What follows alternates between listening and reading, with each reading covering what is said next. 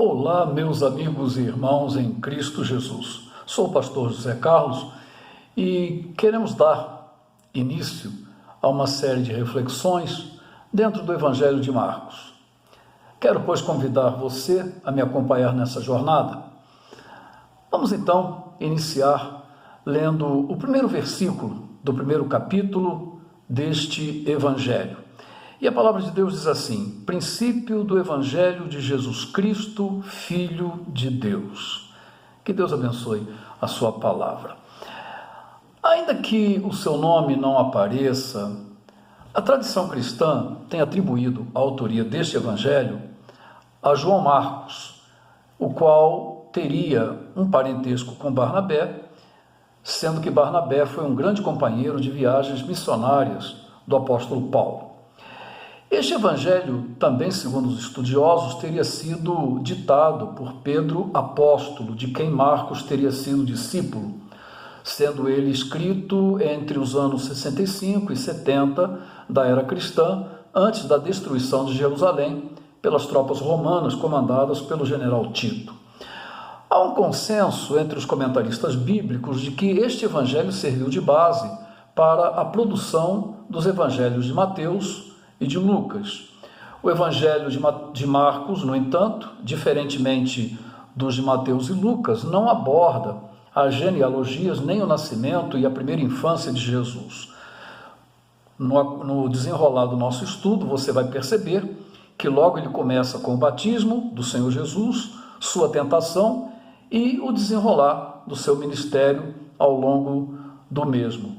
Há também um consenso de que este evangelho teria sido escrito tendo como público-alvo os romanos, o que justificaria a presença de alguns latinismos, e bem como também o estilo de narrativa de Marcos, rapidez de ação, precisão de detalhes, ênfase mais nas obras do que nos discursos do Senhor Jesus, e tudo isso levando em conta a mentalidade romana, mais prática, mais pragmática. Este primeiro versículo é o que poderíamos entender como título da obra que Marcos passaria a escrever. É interessante a forma como ele começa: princípio do Evangelho de Jesus Cristo, Filho de Deus. E aqui torna-se importante considerar a palavra evangelho. Essa palavra é uma palavra, na verdade, de origem grega. Evangelium seria a sua pronúncia, transliterada para o nosso idioma, isto é, ela não sofreu uma tradução, ela foi aportuguesada, mas essa palavra traduzida significa em nosso idioma boa notícia, boa nova, notícia alegre, notícia alvissareira. Portanto, não se tratava de uma palavra de uso religioso restrito, mas na fé cristã ela acabou por ganhar um sentido ímpar, todo especial, pelo conteúdo apresentado por essa mensagem ou boa notícia. Sendo assim, evangelho é a palavra que passou a designar o conjunto dos 4 evangelhos: Mateus, Marcos, Lucas e também o evangelho de João. Evangelho também é o que o Senhor Jesus determinou aos seus seguidores que proclamassem ao mundo inteiro, a todas as nações e a toda a criatura. E, acima de tudo, o Evangelho tornou-se a síntese da própria pessoa de Jesus e a sua obra redentora dos homens. Jesus personifica a Boa Nova, ele é a própria Boa Nova, a notícia mais espetacular que o mundo poderia conhecer e ouvir. Como disse o saudoso evangelista Billy Graham, a maior notícia não foi o homem pisar na lua, mas Deus pisar na terra na pessoa de Jesus Cristo.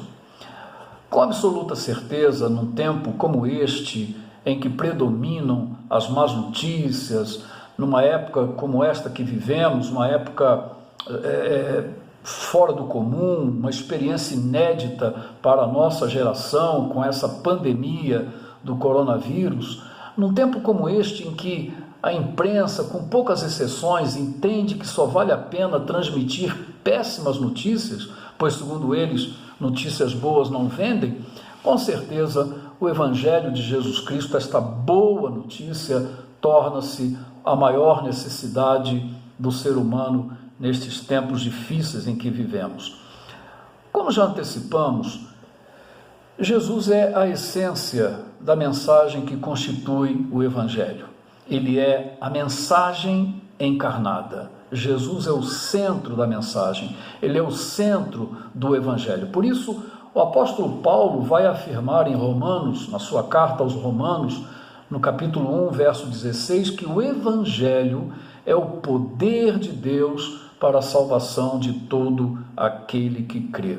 Portanto, é muito apropriado que Marcos inicie declarando que o que ele iria escrever era o Evangelho de Jesus Cristo, Filho de Deus. E nessa expressão inicial de Marcos, é bom considerar que nós temos aqui uma profissão de fé e também uma declaração teológica da maior importância. Marcos está declarando que Jesus é o Cristo, o Messias prometido pelos profetas de Israel ao longo de milênios. E aí vale lembrar, se você não sabe, que Cristo é uma palavra de origem grega e Messias é uma palavra de origem hebraica. E ambas, essas palavras, em português, significam ungido. Portanto, Jesus é o ungido, o escolhido de Deus. Ele é o Cristo, ele é o Messias. Mas Jesus, além de ser o Messias, conforme Marcos o reconhece, ele é, acima de tudo, o Filho unigênito de Deus, o Filho único de Deus, tornando-se a revelação definitiva, o ponto culminante da própria revelação de Deus, o qual, por meio do seu eterno Filho, integrou-se à história da humanidade.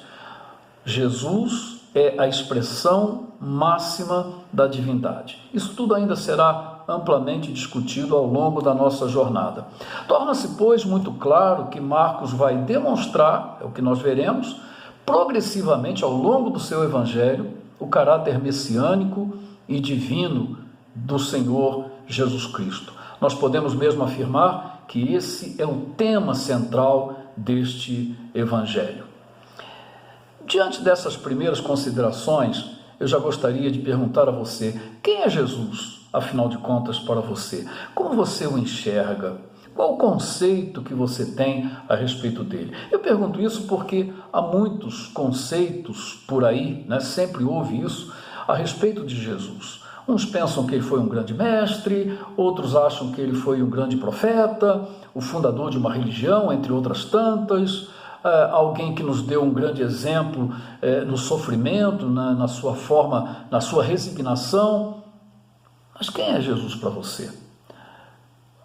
Bem, meu querido, essa pergunta fica para você pensar, e se você puder nos acompanhar, nós iremos descobrir então muito mais nesse passeio que faremos neste Evangelho. Conheceremos mais sobre o Senhor Jesus Cristo, sobre a sua pessoa e sobre o seu propósito ao vir a este mundo. Que Deus o abençoe e obrigado pela sua atenção.